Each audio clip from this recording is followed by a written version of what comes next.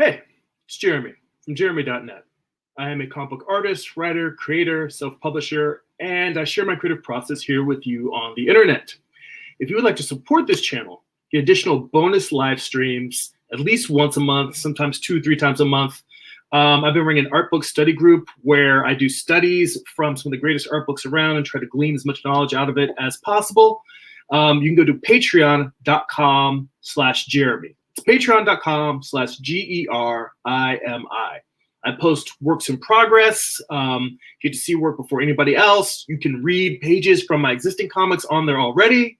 All that and more. And we also have a thriving Discord server where we share and discuss art process as well. So go ahead, head on over to Patreon, subscribe, support this channel, get additional bonus content. If you would like to see the best of the work that I share on Twitter and Instagram without having to chase me all over the internet, have it delivered right into your inbox, you can go sign up for my newsletter at newsletter.jeremy.net. You also get a free digital sketchbook when you sign up there. I'll show you the rough sketch version of the first 3 issues of my comic Morningstar. In addition to that, you get to see some of the Patreon posts that I do. I save them, and maybe a month later, I'll share some of those tidbits with you. I'll also give you updates on work, that's in progress, news, little special things that I have brewing that aren't quite ready for the public, but you guys get a sneak peek behind. And if you'd like to purchase physical copies of my comics, or if you read digitally on Comixology or Amazon Kindle, because shipping is expensive, you go to amazon.jeremy.net. They'll forward you to my Amazon author page. There's books like my first comic book, Eye of the Gods. It is a psychological thriller about a man cursed with visions he cannot control. It's a self-contained graphic novel, black and white. There's pages of it on there. You can definitely go on to the Amazon author page and check out some previews on there. And my current series, Morningstar, which is Lucifer's Fall from Heaven, told as a Western. This book, it's an 8-issue series. This volume contains issues 1 through 4, plus some bonus content, some sketchbooks in the back. It's the series that I'm currently working on. I'm finishing up issue 8 right now. That's what you'll see me working on. You can check all that out and more at amazon.jeremy.net. It's my Amazon author page. Okay. Let's see here. See, Trevor's in the chat. He's wishing Amaris some good health, telling Amaris to get better. She's feeling a bit under the weather, having a sinus infection. He's all, Skull! Jeremy, show us the shiznit. All right, well, let's get into it. Let's here is the shiznit. It's always good to see you, man. All right, so it is driving me nuts how long it's been taking me to finish the gray tones on this issue, because I'm like so at the last stages. But I think this is page, let me look at the gallery here. This is page 32 of 40 pages. So, 8 pages, plus I got to finish, I'm going to recolor the cover because I was not happy with where I left it off. But yeah, going to try and put this guy in the ground and wrap up this series. So I am doing digital gray tones. It's a black and white comic, and I'm doing digital gray tones in Procreate. So I've already got this file pretty much set up. So I start with like my my black and white line art, and then I just create an alpha locked. Have I alpha locked these layers? I should check that before I start getting in here. No, I have not. So what I am doing is I am locking it so that I can only paint on areas that already have filled pixels. The transparent pixels are locked. I can't draw on the transparent pixels. What that means is I have essentially created a border where I can only paint within this panel. But if I try to go out of it and into any of the panels below, you can't really see, but I'm moving my mouse, my Apple Pencil all over the screen. It's only going to stay within the panel that I have selected, because that's the only place that is not transparent, that actually has pixels painted into it. And so from here, I really just start moving around from panel to panel, I start with establishing my darks and then my light sources. I have tried a few different approaches working through the gray tones of the series. Sometimes I start by trying to figure out kind of what my local color is. And by local color, I mean local value. Meaning, without something having light shining on it or having a shadow side, what is the inherent lightness or darkness of that object? And I've tried doing it that way. I've also tried doing it where I treat everything as if it's like a sculpture. So everything is like a marble white, and then just trying to work out what are my lights and shadows on the object, and then come in and tint them lighter or darker depending on whether that object is lighter or darker. What I'm doing now is something different from either of those two processes, which is just I'm filling everything in with my darkest value, which is a 50% gray.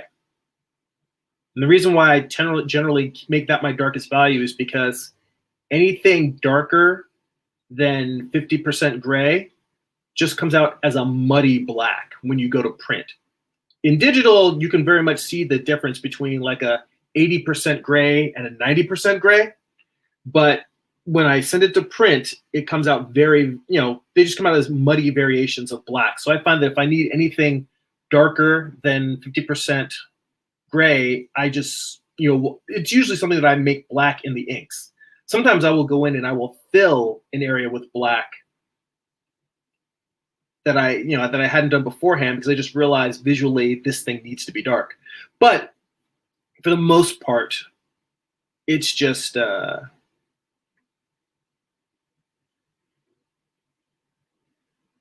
it just tends to be that's my darkest values, the 50% gray. So what I'm trying to do now is just an approach that I know a lot of painters use, which is just bracketing your values, figure out what your darkest dark is, what your lightest light is, and then work out everything in between. And that's what I'm doing now. So I just decided I'm going to start all the panels with that 50% gray, and then come in, establish where all my whites are, and then just figure out what needs to be the different values in between based on kind of a balance between local value and lighting. So let's see here. I see Martin's in the chat. It says, hey. Trevor says, Skull. Welcome, Martin. Thanks for joining me. So we continue on this gray toning adventure.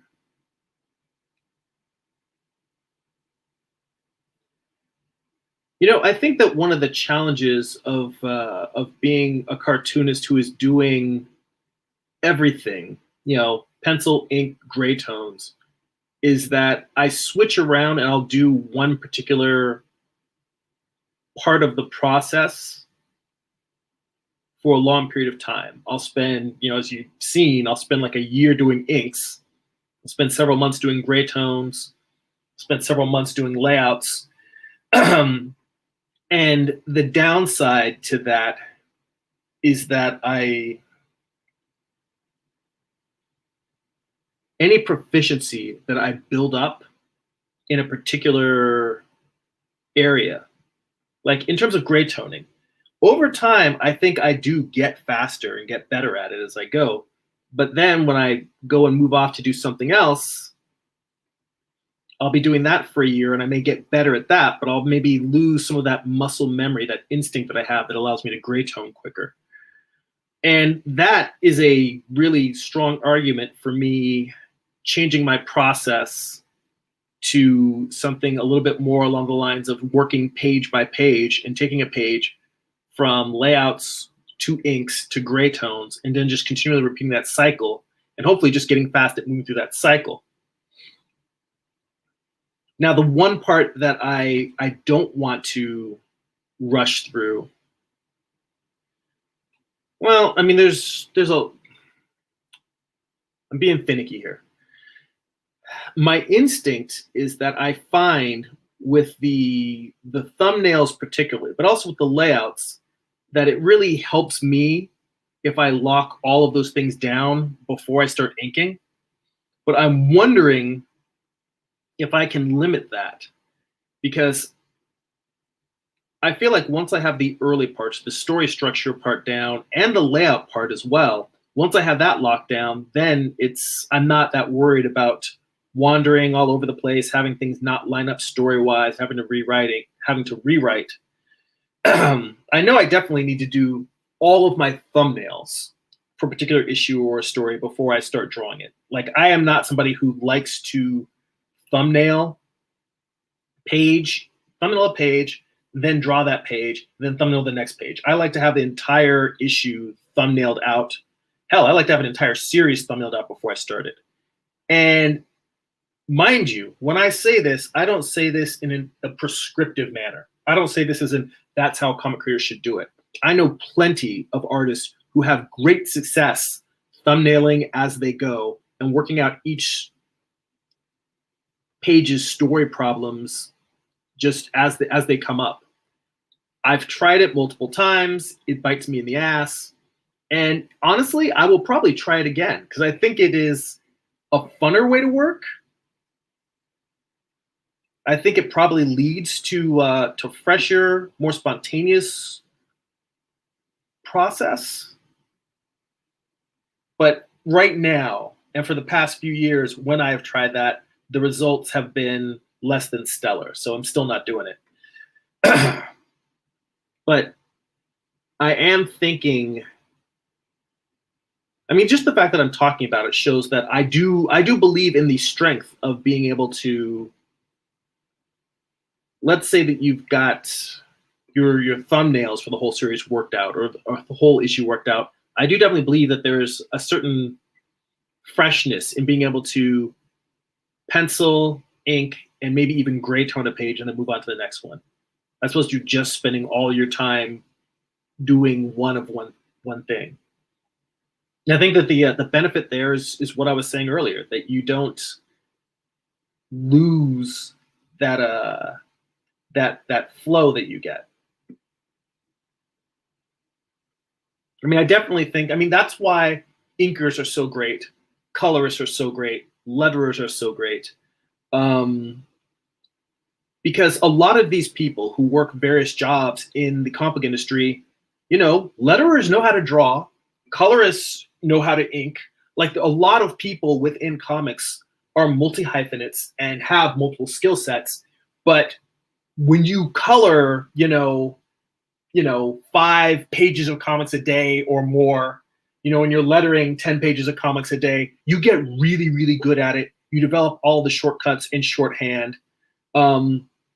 The muscles you exercise the most are the muscles that get the strongest. It's just like going to the gym. You do squats all day, you're gonna be walking around with Hulk thighs. That's just, you know, the nature of it.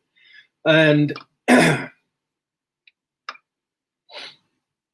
I think that when you spend all of your time doing, like for me, it's a double-edged sword.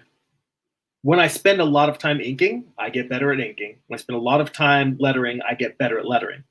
But it's the fact that I do all of these things in large chunks. And I think that working through doing all of those different variations,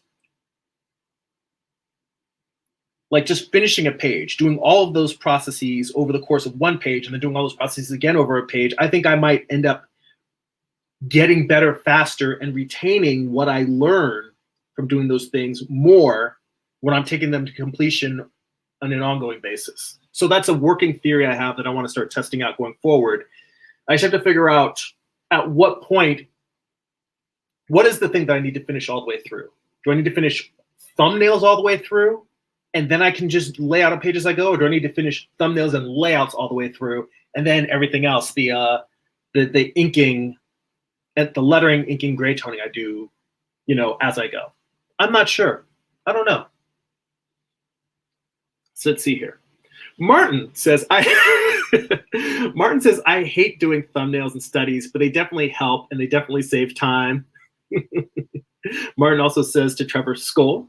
I think that might have to be the new live stream greeting. Skull. And Trevor asked, Martin, how fast are you thumbnailing? If you spend too much time on them, you'll lose the expressiveness of the thumbnail. Looser, faster, just get some ideas on paper. Thumb should not be more than an idea. You can sketch roughs to explain the idea later. I find often that I try to thumbnail quickly.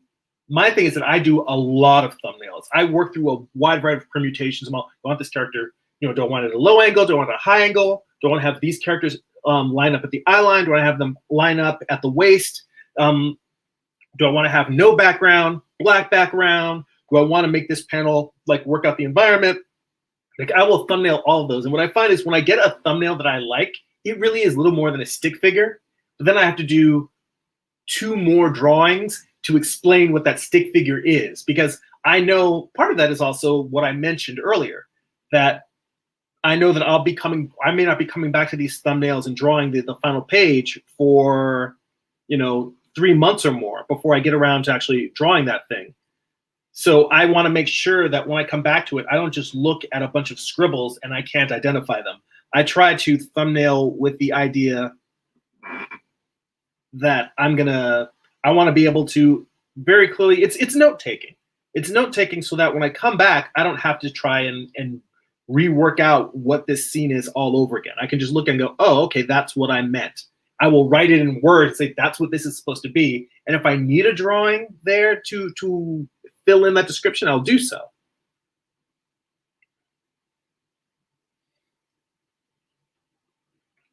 And this is something I've talked about many times with my buddy Carl Altstetter. He has definitely recommended that I just have a process and stick with it.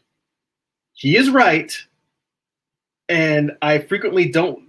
It's an ongoing joke that I listen to all of his advice, but I don't listen to it for about 3 or 4 years. But specifically in this, I constantly am reanalyzing and tweaking my process. And that's both a good thing and a bad thing. I think all creatives should be willing to take a good hard look at their process and figure out what they need to change, when and why. But at the same time, there's something to be said for just working a system, getting a workflow down and saying, I'm just going to stick with this workflow and try to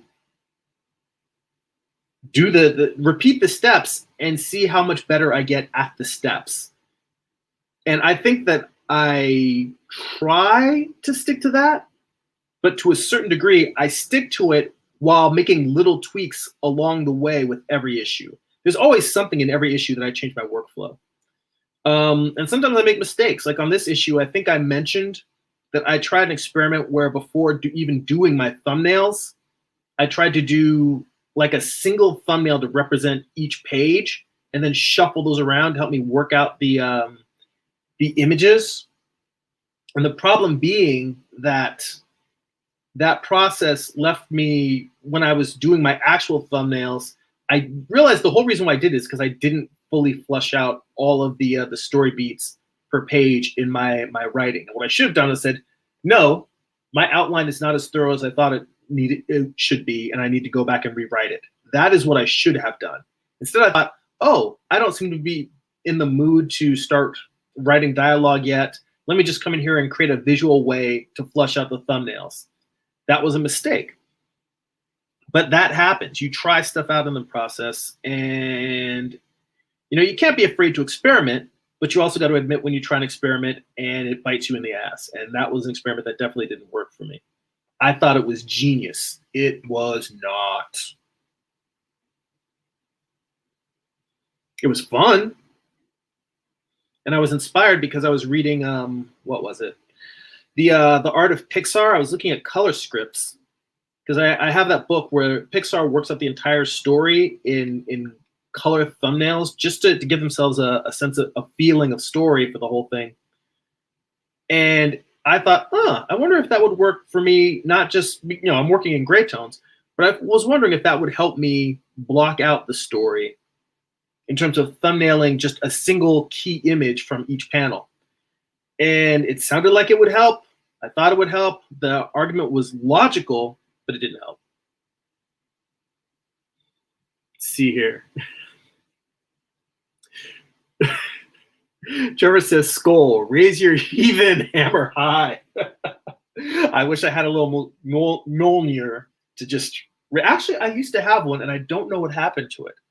I had a little Thor collectible hammer And I don't know if I, at some point in moving stuff, I sent it to my folks' house. Crap, I have no idea what happened to that thing. I wish I did it. I wish I had it now.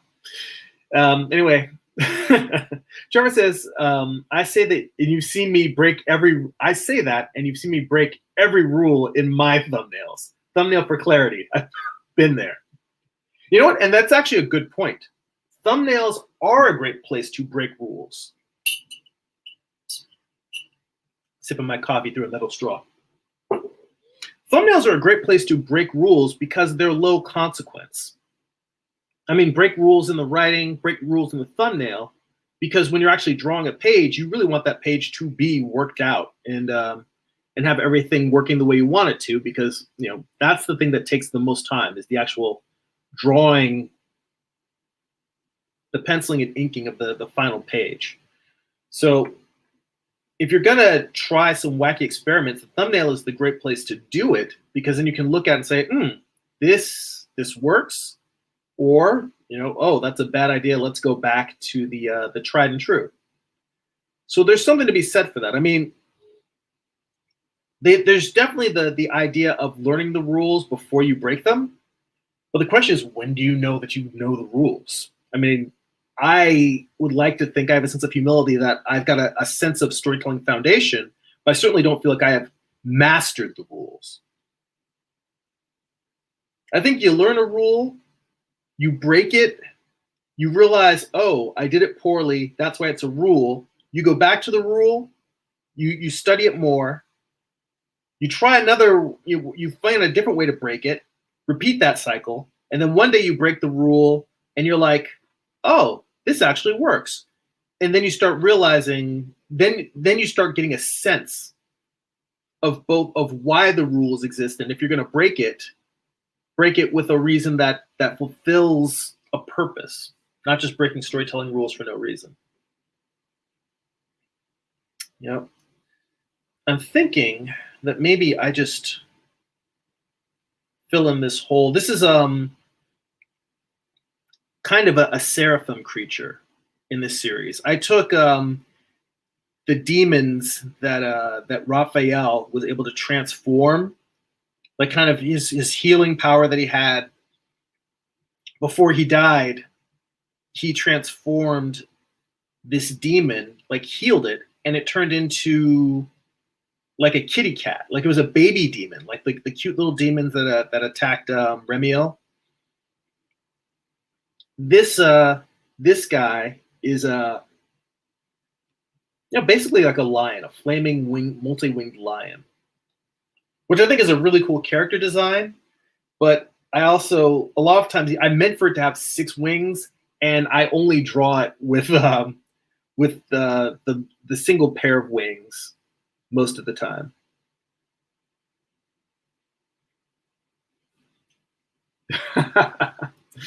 Trevor says, if it looks right, then it is right. Quoting Alex Toth. Agreed.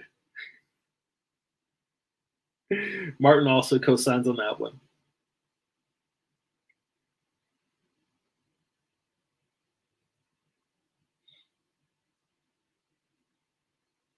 Yeah, I think that this particular creature in this composition works well with him just being, well, now I look at this and I feel like I do want some shadow in there.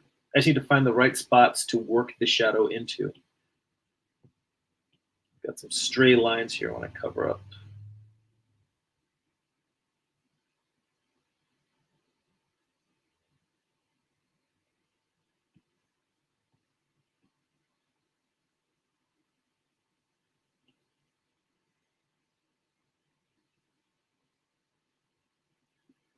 And I think I'm getting a little bit too caught up in this one panel, so I am going to jump around to another panel. It'll help me kind of keep a check on the light and dark balance of the whole page. Although I'm going to come in here and lighten up some of the area, kind of giving a little bit of a halo effect. Really, I mean, I could just paint a glow into the whole thing. Sometimes I feel like I'm making this a little bit more difficult than it needs to be. Maybe that's what I should do. just come in here and just give it a glow. Then I can come back with the black and paint that into the areas where I want it to be.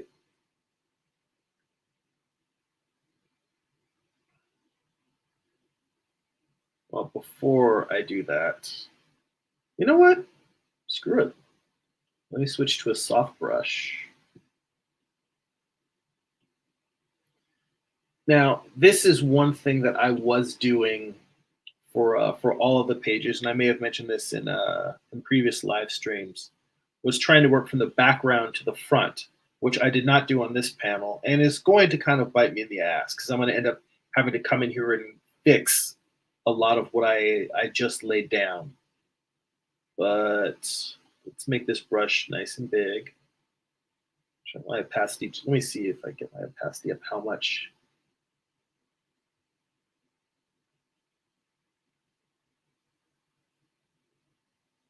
That is odd. Got this layer selected. Turn my opacity all the way up. Oh, I see what's happening. Brush size was too big. There we go. I should undo this a little bit more because I think there's probably some lightening brush strokes. I just want to come in here and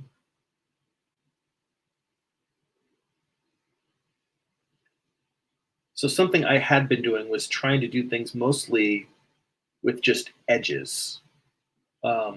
If I was going to have something go from light to dark, instead of doing a glow or a gradient or a soft brush transition, I was just moving in steps. Like I would go from a 10% gray to a 20% gray and then just paint a hard edged line around a form. And I think that is part of my stubbornness of not necessarily taking advantage of the tools that I have afforded to me. And along with this, creating this glow, I think that this really works.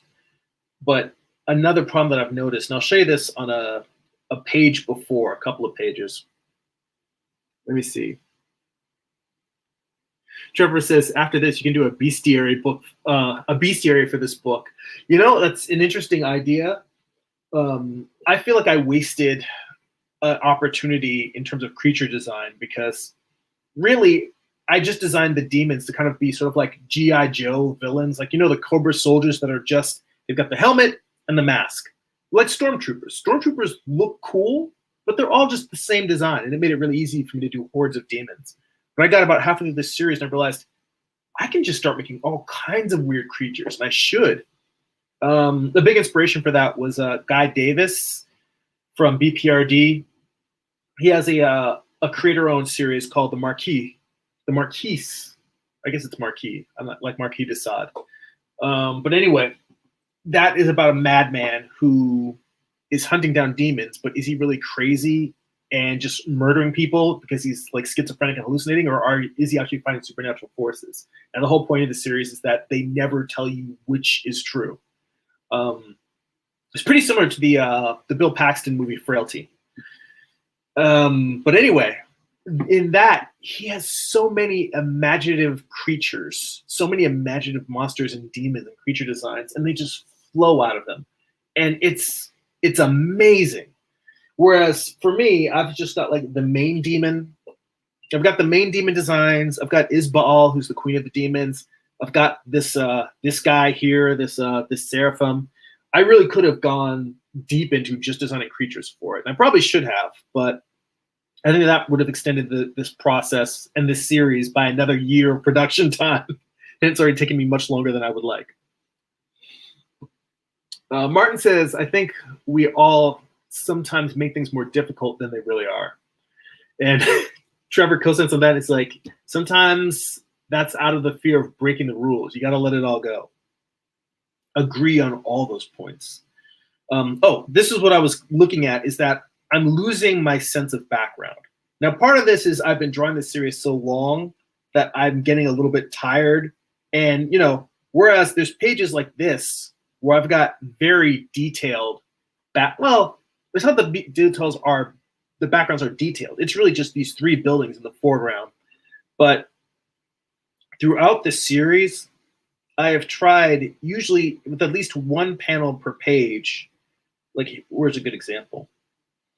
So the only background that I drew in is the background in the first panel, where you see the bale of hay in the foreground, Lucifer in the midground, and then the corner of a building in the background. But in the panel below, when I've got Lucifer pulling the pitchfork out of the bale of hay, I've got a little bit of the sense of little flecks of hay flying behind him, and I've also got clouds of smoke framing him. As everything is on fire. And I realized as I've gotten deeper into the series, during these fast action sequences, I started, like, let me see, the page right before this.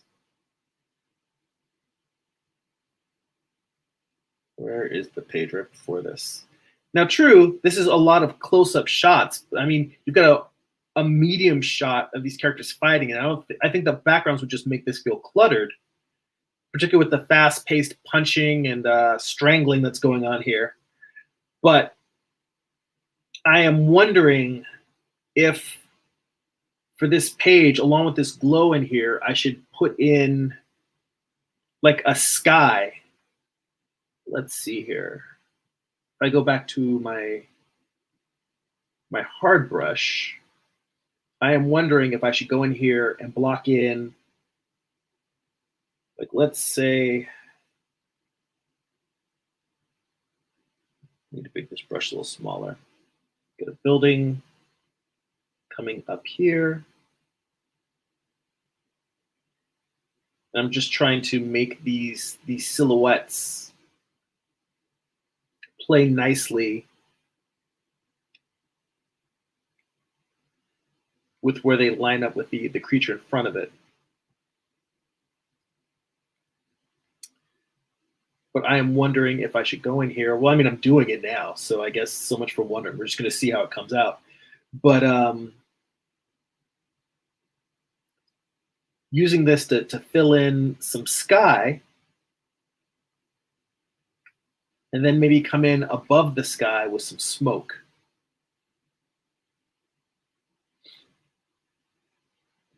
So I'm destroying a lot of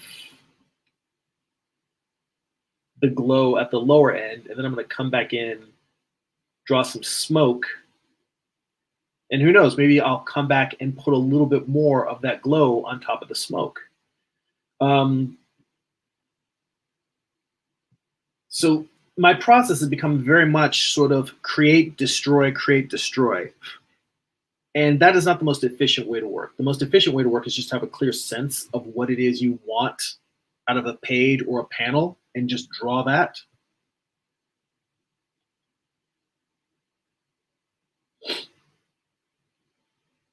But I think that I've also got a bit of problem solving that I'm doing on the page in the gray tones.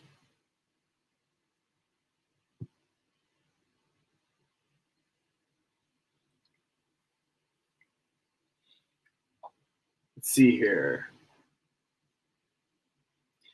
Martin asks, what part of the country are you based in? I am in LA, so I am on the West Coast. Trevor says, all right, I'm through monopolizing the chat. I'm going to listen while I get some inking done. Speak loud. Yeah, let me know if I'm a little too soft. I'll try to speak up. I'm always wary of trying to shout into the camera because I have a bad habit of, and people have called me out on this on videos before, but I do a little bit of, sometimes I smack my lips a little bit when I'm talking. And I try to stay hydrated while I'm talking and not do that much. But I'm also worried that if I am projecting my voice at the camera, then I'm also projecting the smacking, which is just going to drive people nuts. I don't know if that's true or not. But, you know, I try not to be self-conscious about my creative process and be willing to screw up in front of people. So I guess I have to be self-conscious about something because, you know, we're artists. We have that in us. I guess I'm conscious about being too quiet or too loud. Let's see here. Amar is in the chat. Thanks for showing up, man. He says, that's why I choose to understand underwater creatures for angels and demons for my universe of characters. That's because those characters are really abstract characters. No one knows what they look like. And hello, by the way, yes, hello, Amar. And he says, I tend to give no human form to the design of abstract characters, unlike Marvel DC that use this method. I think that when you separate humanity from the characters, you can be more creative with the character design. Martin says, love Frailty. Yeah, Frailty is one of my top 10 films. It's one of those that and I'm pretty sure that Bill Paxton also wrote and directed it. I'm not 100% certain, but I believe he did. And he's been in so many great movies and so many roles. But the fact that he wrote and directed that particular piece, that's like one of his finest works. So like, I know that like Matthew McConaughey was considered the star of that film because he's the more popular, the hotter of the actors in the movie at that time. But for me, I'm like, that's like of the great legacy that he as Paxton as a creator has left behind. That movie to me still feels like one of his highest achievements. Like it's just a great film, a great story, you know.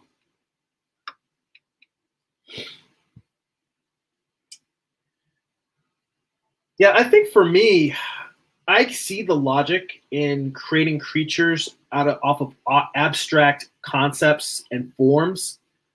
I really wanted, like, I think that I wanted practice in drawing recognizable creatures. For instance, I'm doing a Western. I know that my strength is not drawing horses. And I felt like doing a Western would be a good chance for me to practice drawing horses. So again, that's the idea of doing things the hard way. But for me, I will put things into comics that I am not good at drawing so I can practice drawing them. That's probably the route that I went. As opposed to saying, I want to have more creative freedom, I'm saying I'm giving myself restrictions so I can specifically work on a task. I guess more formal creature design. You know, like I spent a lot of time looking at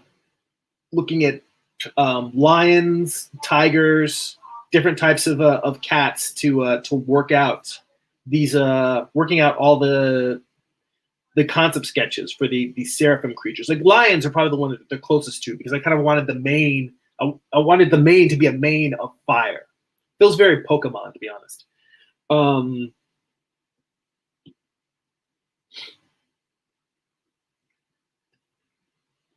So yeah, that's those are different approaches and all are completely valid. I think for me, a lot of my process is about challenging myself. Because when I talk about how much growth I have to do as a comic creator and how I'm still learning and experimenting, a lot of it comes down to the versatility that I feel like a comic creator needs to have in the ability to draw a wide variety of things. And so I'm using my personal projects as an opportunity to grow that skill, to grow that practice and that craft by just putting stuff in there that I don't necessarily draw well and force myself to grapple with it. And that is not a choice that a lot of creators would make. That's a choice that a lot of people would say. A lot of creators would say, look, that's stupid. You're just making your life harder. And there are definitely times when I'm like, yeah, I can't really disagree with that.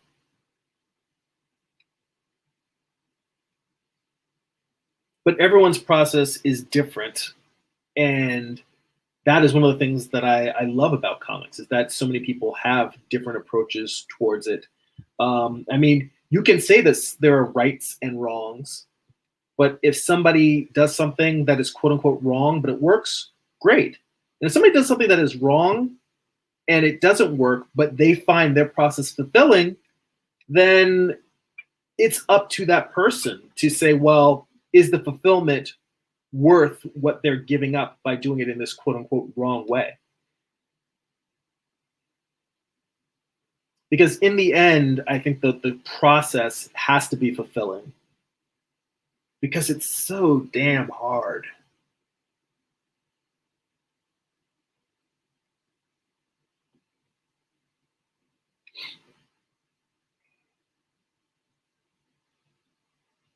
I think I'm going to have some flames cutting into this building.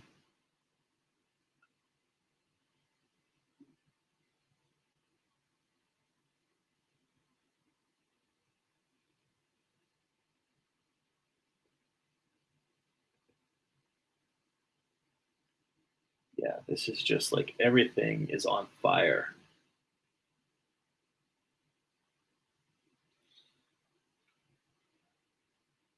Let's see here. Amar Googled skull. Had to look that up. He said same to Trevor as well. Yeah, that I don't know if I'll remember to say that the next live stream, but that can be our official greeting. Let's see.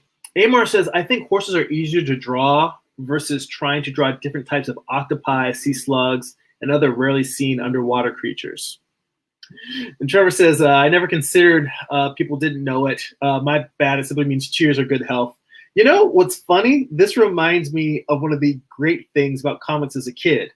I think that this is probably something we can all universally agree with, is that whenever you were reading comics, as a child, writers would always work in words that I had never heard before, and my parents always had a thing of they wouldn't tell me what anything meant. If I didn't know what something meant, they would say, the dictionary's on the shelf, go look it up.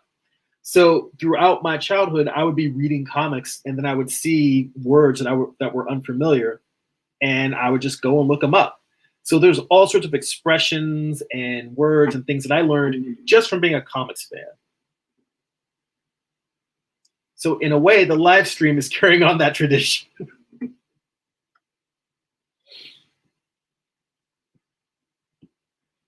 All right, now I'm going to come back in here. All right, I've completely failed at what I was saying I was going to do, which was to try and jump around the page. So I'm going to move down to it. Now I'm definitely going to force myself to move down to a panel. And I think that I'm going to intentionally let this middle panel be darker, because again, a big chunk of it is going to be the heat in the center of the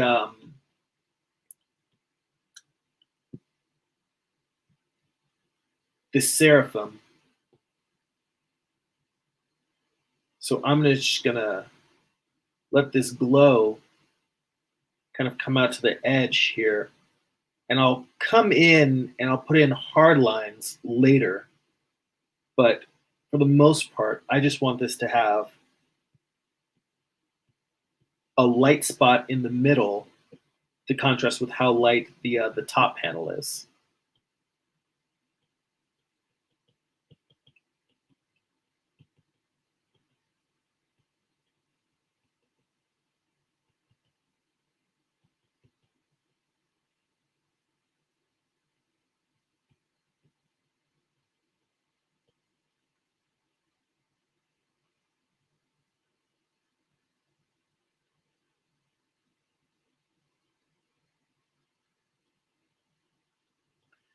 And now,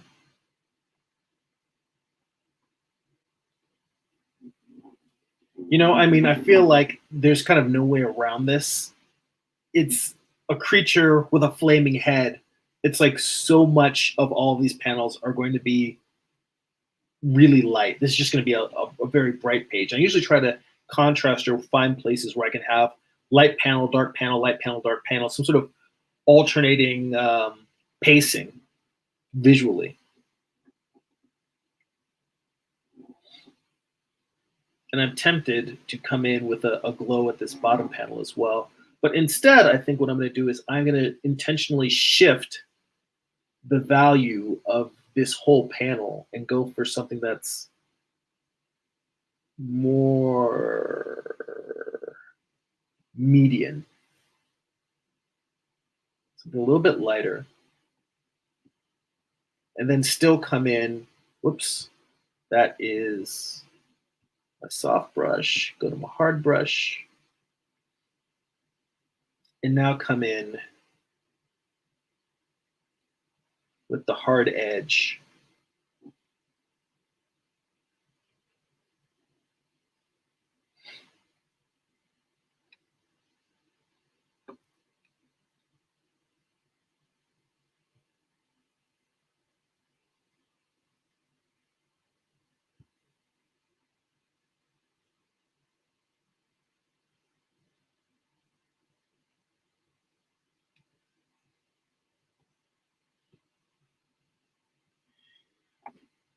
Yeah, a lot of this is me just trial and error. Like I may sit here, think something through, think that I've got a lighting logic that works, and then whoops, almost knocked over the coffee. Move this sketchbook out of the way, so if I do knock it over, I don't spill coffee all over it. I have sketchbooks everywhere. I've been telling my wife she's been getting into graphic design lately, and now she's constantly coming up with ideas. And I'm telling her, like, you kind of want to have she has a notebook she keeps around with her to jot down ideas. And I'm telling her, there's a reason why there's a sketchbook in every room in the house, because I just always, whenever something occurs to me, I want to just reach out, grab it, and be able to jot stuff down. I mean, the phone is great for that too, and I actually have like an idea file on my phone that I just toss stuff in. But again, still sketchbooks everywhere.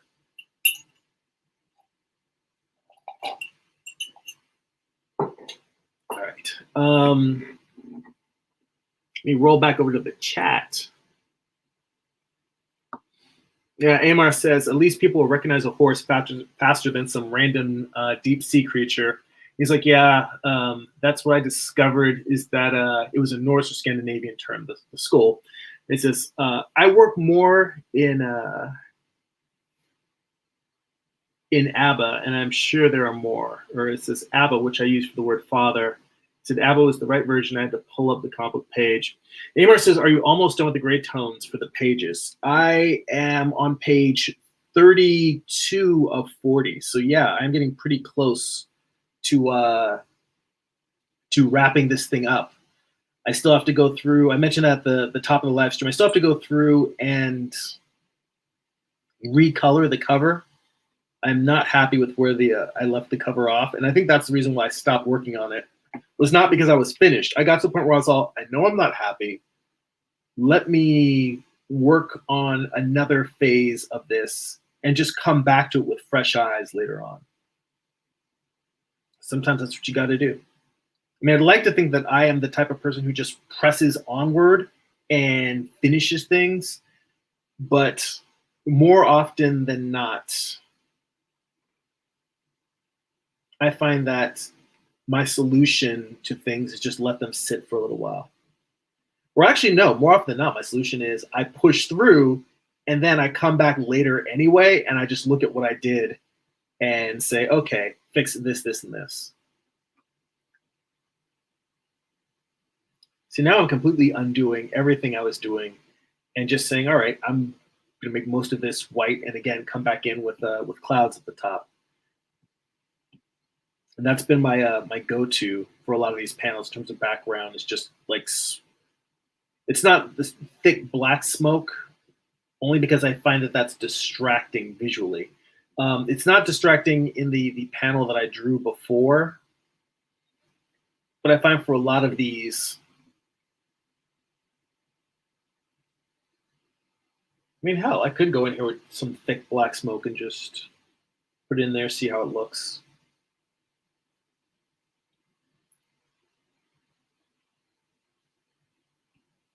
But more than anything, I've been trying to not put anything that's going to distract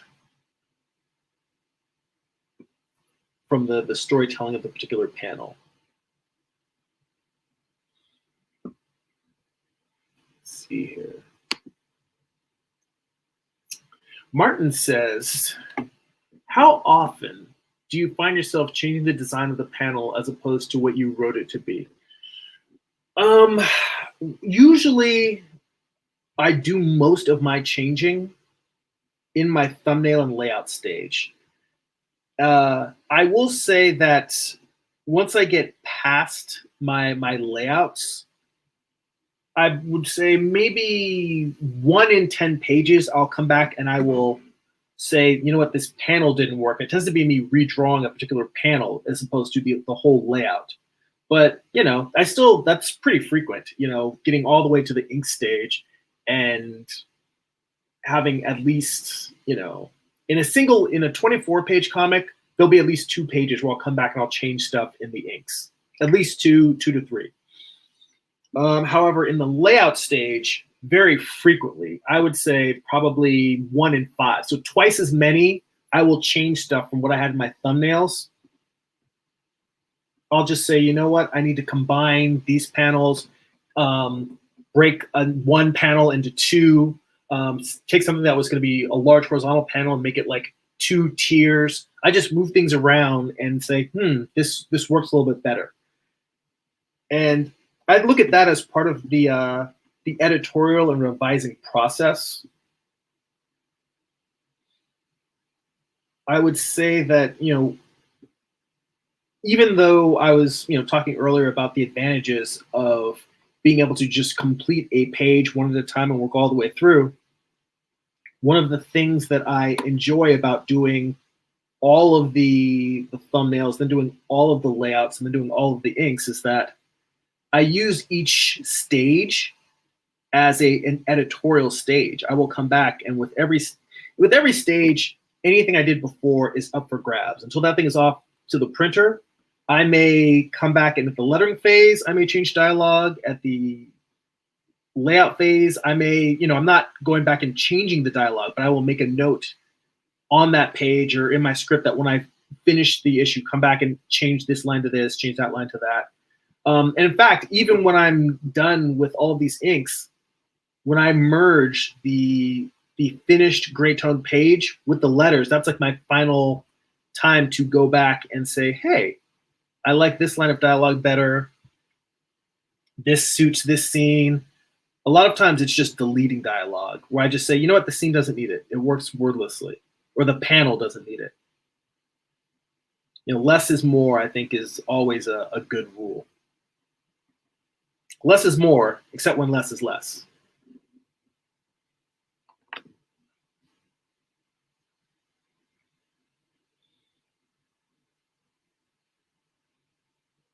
Amar says, I don't know how many pages this book is. I used to always have a sketchbook. Let me see. Did I tell you that Morningstar was the final issue is 40 pages, and I've done 32 out of the 40. I didn't know if you were referring to your own project, that you don't know how many pages that project is. Well, for me, that's part of the writing process. I figure out my page count ahead of time. And to be honest, I just decide how long do I want this story to be. I don't think it matters if you're writing more, if you have more of a Marvel Comics concept where you just want to keep going from issue to issue to issue and you don't really care about wrapping it up or having an endpoint, then I think that that's perfectly fine. But I think if you know that the story has a beginning, middle, and end, my personal opinion is that it's better to work that out before you start drawing. And for me, it really just comes down to, let's say what I do is I guesstimate and then revise. So I might pick an arbitrary number, and say, this is going to be a 200-page comic book. And I just make a numbered list in a Google Doc or a Word doc and write down page 1, blank happens, page 2, blank happens. Not detailed script, just one sentence description, what happens on each page. And I see what happens when I fill up that 200. Maybe I've realized that I have 300 pages worth of story, and I have to decide, do I want to make this a 300-page story now, or do I want to edit down what's in the story to what will fit in 200 pages? And maybe it's a compromise and ends up being a 250-page story. Or maybe I write it and I can't fill up the 200 pages, and I'm like, oh, turns out this is only a 150-page or 100-page story. Point is I work out all of that at the start. And then, you know, even though I say I stick with it, Morningstar has been 24 pages every issue, but issue 7 was 28 pages and issue 8 is 40 issues. I still deviated from that at the end. And that wasn't even something that I worked out in my writing. That was something that in doing the thumbnails, I realized that this final chapter is very visuals heavy. There's a lot of silent storytelling where I wanted to let the artwork do the heavy lifting. And because of that, I ended up with more panels and more sequences than I had originally planned. And that's the advantage of self-publishing, is that in those cases, you don't have to worry about clearing that with the publisher. You just do it because it's your book. But I think it's probably, I am definitely of the mindset that I feel like it's better to plan those things out than just see where it takes you. But again, everyone's process is different. And there's a reason, you know, there's a reason why people are drawn to comics, because you can do exactly what you want without having to consult anybody else. You can just tell your story the way you want to tell it. So hell, that works. Do it. Let's see here. Amar says, I used to always have a sketchbook for note-taking, cataloging, doing ideas for graphic design, UI, UX, in the past and present. In some cases, I have more notes than drawings and sketchbooks. Trevor also says to Martin, too often. And Amar says, I try not to change the, we're talking about changing the panels. Sorry. But, you know, it's funny, in my sketchbooks are working sketchbooks. I don't have pretty pictures in them. They are very much about blueprints for me to make things. They are pretty ugly. So they're not the most beautiful sketchbooks like I think a lot of artists have. In terms of how often one changes pages, so Trevor also says to Martin, too often. Amar says, I try not to change the panel much because my goal is to get it done. He also says to Martin, and he says, if I had time to make a masterpiece, I would, but that's what the thumbnails and roughs are for before you get to that comp stage. I think if you did what you thought as pretty good pencils, then maybe that may be the case. But that is if you let perfectionism slip in. As you do more comics, especially in that universe, you will get better at laying down what you expected versus having questions about what you're trying to say visually. And Alexi shows up. He says, what's up, y'all? Thank you for swinging in here and joining us. By the way, just to give you guys a heads up, we are at almost an hour here. So I'm going to run through the last few questions in the chat, maybe see if I have any closing thoughts on this page, and we'll get close to wrapping it up. So maybe another 5 or 10 minutes here. Let's see. Martin asks, you use each stage as a draft? And I think now he's asking to Amar. And Amar says, no, I was referring to yours. I planned all the pages well based on the panels per page. I add the panel text and action for each panel. He says, I have a synopsis of the story. The work on the script, however long it is dictated based on me telling the complete story. Then I use my template and add the script to each panel and make edits based on what I envision for that panel. And says hello to Alexi. Yeah, so it sounds like you've got a pretty thorough workflow. You know, Amar, I'm curious. So when you were asking before about pages, were you asking if you didn't know how many pages my comic was, or are you saying that you're not sure how long your story is?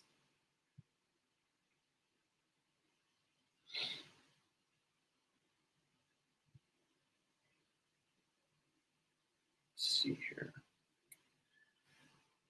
And I'm trying, speaking of perfectionism, I'm trying not to noodle too much with this background.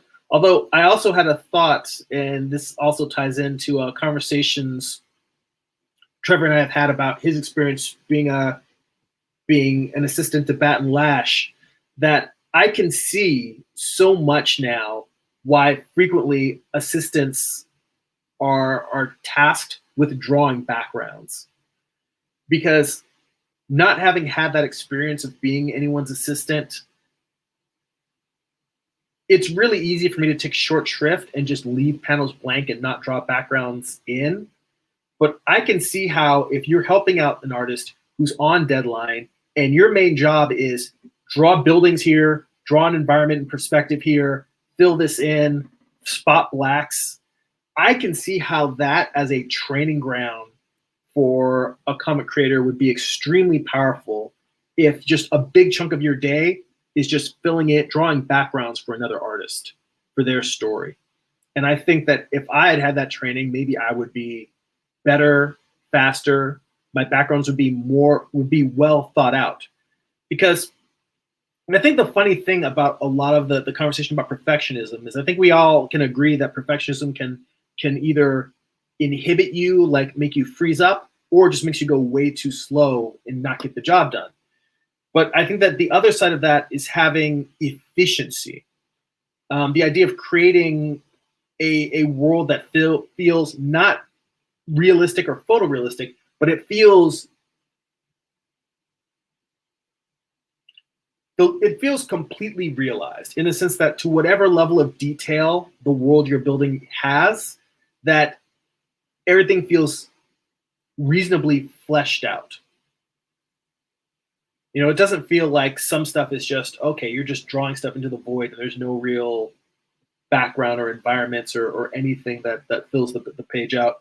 I think that my goal is not necessarily to make everything feel perfect, but to make everything feel consistent. And that's, I think, a challenge, is giving the comic a level of consistency. And that's a place where I think spending a little bit of time to work out those visual details, that's where those things really do shine and pay off, is just saying, all right, I'm just going to develop this world, not perfect it, but develop it.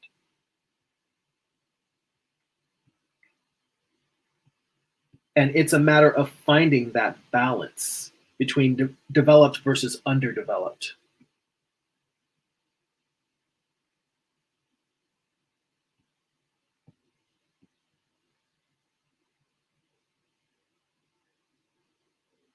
Yeah, I'm actually, see, this feels, I'm now this bottom panel here, that feels pretty good to me. I do feel like I need to bring in a little bit more shadow in the underside of this guy's neck. This guy being the creature. And it's odd because I'm drawing something that's supposed to be on fire. So I am both trying to respect a sense of form and volume, but I'm also trying to leave a big chunk of it just white, so you get that sense of just white, hot, glowing energy. And then also trying to balance out form with wisps of flame coming off of it, off of him, off of his head.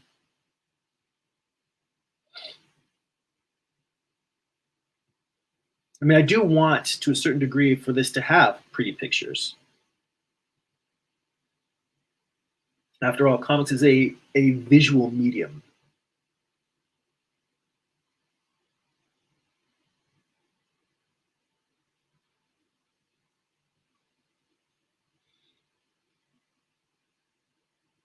So yeah, that's another constant balancing, is just refining these things, making it feel not photorealistic, but just having it feel like it's of a piece. It belongs in this world.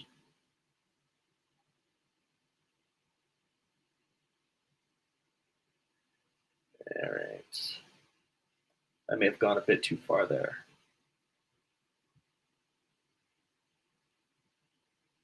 Do sort of the underside of this nose, the side of the nose.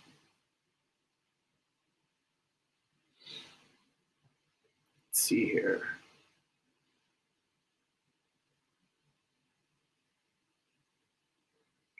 Oh yeah, Amar was asking how long my book is, and after I'm almost done, which yeah, so we covered that. Martin asks, do you like Chester Brown? And let me see, I'm trying to think. Chester Brown of, I know Yummy Furs, a book that he worked on.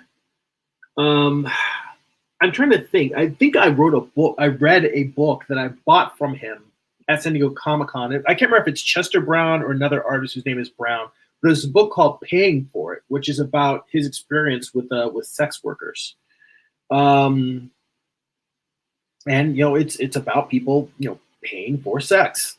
It's a very adult comic. It's not particularly graphic. It's a lot more about the relationship between, and relationship in quotes, in terms of the interaction, the nature of the interaction, not about someone having a relationship with someone who's a sex worker. But it was a very, very interesting book. It was very, very well told, and I liked it. I think that he was trying to walk a fine line between dealing with a topic where people could instantly say, just because he's writing about this and has had these experiences, that he could come off creepy. I think that that's really challenging, and I think it was ballsy for him to do an autobio comic about that topic. But I think that everyone involved was humanized. So yeah, that's the only work of his that I have read, but I did like it. And I liked it enough that I would read more. I haven't made time to go through his catalog and check out other books, but I did like it. One thing, I don't know if I've mentioned this recently, but my tastes are really varied. Like, I like Robert Crumb, I like Jack Kirby, I like Frank Miller. I like contemporary, like people at Marvel and DC art wise, like Clay Mann, who's working on he was working on Batman before, and I think he's working on Batcat. Shane Davis, who's some other guys, like guy who works with Tom King a lot, Mitch Gerrits. I love his work. There's a lot of contemporary guys at Marvel and DC. I like Ryan Ottley from Invincible and Amazing Spider-Man. Ryan Ottley is amazing. There's tons. There's contemporary artists I love. There's image comic creators, both new and from the 90s, that I love. There's old school. I mean, obviously, classic guys like Steranko and Ditko. I am a comics omnivore. Even artists that some people may not necessarily like, I can find something entertaining and interesting about their work. So for me, it's funny. I think most people are bored when talking about like what creators I do and don't like, because I kind of like everybody. I just love comics. Like European artists, I love Tintin. I love Hergé. I'm just struggling to think of other European BD artists. I forget the name of the artist who draws Black Sad. I think it's Guardino, but I can't remember if that's the artist or the author. But the European anthropomorphic crime noir book, Black Sad, one of the most beautiful comics out there. I love painted comics. I love digital comics. I love experimental comics. I haven't read any Peter Cooper in a long time, or Cupper, but he used to have bits and pieces in both Mad Magazine and Heavy Metal. That's where I first became aware of him. He has very cut-out looking, spray-painted stencily work. It's almost like if Banksy did comics. Yeah, I love everything.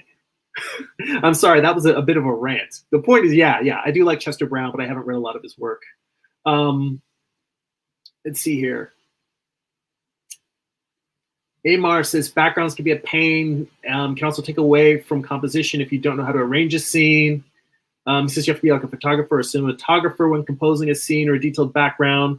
A lot of anime and cartoonists have it all over the place. It focuses more on character than on backgrounds. That is an interesting point. Trevor says in terms of working on backgrounds, it's awesome, but you tend to pick up the neuroses of your mentor. Well, I look at it this way. We're artists. We're all going to have neuroses. You're going to pick up somebody. You can create your own, or you can borrow some from somebody else. Either way. Let's see. Amar says, I'm hoping I can get my potato soup done today, along with my baked squash, zucchini, and cauliflower. Let's see here. He said, I just came from shopping. That's why I was late. John Ersick's here. John says, I come in, I see Amar talking about composing a scene to a potato soup and squash. I think, wow, Jeremy's channel went really organic and tasty. Yes, the comic cooking channel. So it's gonna be good. Amar says, I have a few topics on that topic that I don't know if will make the story. Amar says, I bet. Let's see here. Martin says, yes, that is the artist author. So Chester Brown that I was talking about. Shane's in the chat and he says, yeah, Miller and Eisner, of course, both influences on me. And I've got the Miller Eisner book and I've been meaning to reread that because I haven't looked at it in a good long while. Just having Eisner and Miller, just being able to read the conversation between these two genius creators, that's an amazing, amazing gift to us as fans of the work. Alexi is appreciating the warm welcome. And he says, Jeremy, I meant to say thanks for putting me on to Scott Robertson. You are more than welcome. I'm always trying to share with folks, what I'm reading, books that I find useful. You know what? Something I did not mention on the live stream. I'm going to put a comment in the chat. I mean, not a comment in the chat. I'm going to put a comment in the description for this video afterwards. But I recently opened an Amazon affiliate shop, and I filled it with the books that are on my bookshelf. So it's more of it's a shopping guide for books that I find very useful: art books, inspirational books, art tools, and I just get a little commission for anybody that buys from there. So that'll be a shop you could just look it up. I think it's just amazon.com/shop/Jeremy. It should be that, or Jeremy B. You look that up, and well, screw it. I'll put it in the chat. Let's see here. Yeah, it's amazon.shop.jeremy. I'm going to paste that into the chat. And for those watching, there it is right there. That's the link. So it'll be in the chat. You can always come back to this video later and just scroll to this point in the video, and you'll be able to see it there, and it should be a clickable link. And that'll take you to a lot of the little art books. And I've been meaning to fill it out and add more books. I've only got like maybe 20 things on there so far, but I've got tons of books in my library. I've been meaning to mainly I've got the books from art book study group in there. That was the main thing. The Andrew Loomis, the Walter Reeds, the George Bridgmans, the Ken Holtgren books. We've been doing animal drawings in our book study group lately. Let's see here. Amar said, I almost became a stripper. Had a roommate that was a stripper and a bouncer. Did bodyguarding for strippers. Had a girlfriend that was a stripper and a masseuse. So, hey, maybe you would like Chester Brown's Paying For It. You should check it out. Hell, I'll need to add that to the Amazon shop. Martin mentions Stegman. That's Ryan Stegman, another artist who I mostly know his Spider-Man work, but I know he's done a wide variety of characters at Marvel. I'm not sure how much DC stuff he's done. But, yeah, he's another excellent artist. Yeah, like I said, I just dig comics, and that's one of the things I dig about comics is the variety. You just walk down the aisles of any comic shop and you look on the shelves and you just see so many different types of artwork, different types of stories. I mean, yes, American comics are predominantly superhero, but even within that, there's a wide variety of science fiction, horror, fantasy stories, and then outside of the superhero genre, manga and anime and European comics. Yeah, Trevor also mentions Guardino, the artist from Black Sad, and Jacques Tardy, who, you know what, that's another book that's on my reading list. The one that he did about trench warfare in World War I, like that is supposed to be like seriously intensely like gut-wrenching drama, because it's just like these guys in this living hell of World War I, and just, every inch of the battlefield is just this grueling nightmare of like landmines and barbed wire and sickness and trench foot and just all of these hellish things that these guys survived through and didn't survive through. That's been one of the books that's been on my list to read. Being a great book both as a comics and as military history. And Alexi, let's see here. Amar says, I have so many stories that are personal. It's crazy. You know what? Hell, maybe you should do an autobio comic next. You know, Alexi says, I've been getting lost in how to draw, just loving the exhaustive approach to perspective. So thanks. You're very, very welcome. Amar says, some are dark like my childhood and some my young adult years. And John agrees. He says, man, Amar, that would make a great comic book material. And Amar says, I have too many ideas. We'll see if that one happens someday. So I hope that it does. Sounds like more than one person here is saying that, yeah, we'd love to see that. And Amar also says, finally, slowly, surely, inch by inch, step by step. I'll follow it. Trevor says, Jeremy Shop will recruit you into the Moonies. Beware. It's the comics cult that will lure you in. You know, once you start going down that road, like you just can't stop picking up art books. That is very true. Let me wrap up these last couple of comments here, and then I'm going to get out of here and pack it in for the weekend. Shane says, I love Eisner because he doesn't always have borders. He incorporates sceneries, borders, or shading. Miller is just gritty and loose. And Trevor says, it was War in the Trenches, Jacques Tardy. So he's got the name in there. Definitely check that out in the chat. A highly well-regarded comic. I haven't read it yet, but it's definitely on my reading list. And Martin says, it sounds like we have similar tastes. Well, that is great to hear. On that note, so again, it always seems like that's the thing. I love talking with you guys. I don't necessarily get as much done on a page as I'd like to at a given time. And this page is definitely still in rough shape. I've still got a lot of beating it into shape to do before this thing is ready for prime time. But on that note, again, if you would like to get bonus live streams, if this isn't enough for you, I do 3-hour live streams called Art Book Study Group, and those are on Patreon, patreon.com. My patrons make our live streams possible. It makes it possible for me to continue to produce art and share it with you. And I like to give back and give even more content to the patrons who are supporting. So that's over on Patreon as well. My comic book pages, I post work in progress gifts almost daily over there. And again, if you want to read all the issues of Morningstar up till now, those are up on Patreon. So definitely patreon.com/GERIMI. You can subscribe for as little as $2 a month. There's multiple tiers. It's $5, $10, $20 tiers, $100 tiers. I have tiers where you can get original art, which I don't have commissions open right now. So it's a good way to get some original sketches from me if you want to. Patreon.com/GERIMI.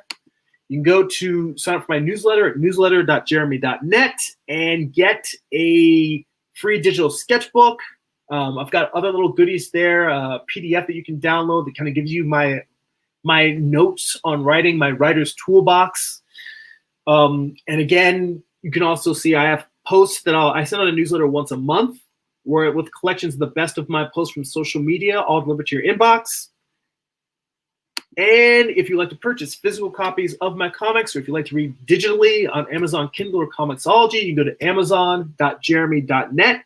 That will take you to my Amazon author page. So again, guys, thank you so much for hanging out, spending time with me, sharing your thoughts on comics and art and storytelling. Let's see here. Last comment in the chat is Amar says, I'm thinking of doing a cooking and comics channel. It sounds like that'll be a cool podcast. It'd be a good live stream variety show. Dude, do one episode, see how it goes. People love it, then do more. Or actually, I think you usually have to do a few to kind of get it out there and see what people think, to try a few different flavors, as it were. But hey, I say go for it. So guys, thank you so much for spending time with me, hanging out. I appreciate everyone in the chat who showed up, hanging out. I appreciate the love, the interaction, you guys, spending time. You inspire me, give me some fuel to keep making comics. People watching later, thank you for checking this out and hanging all the way to the end. I will see you next week. That's it for now. Go be creative.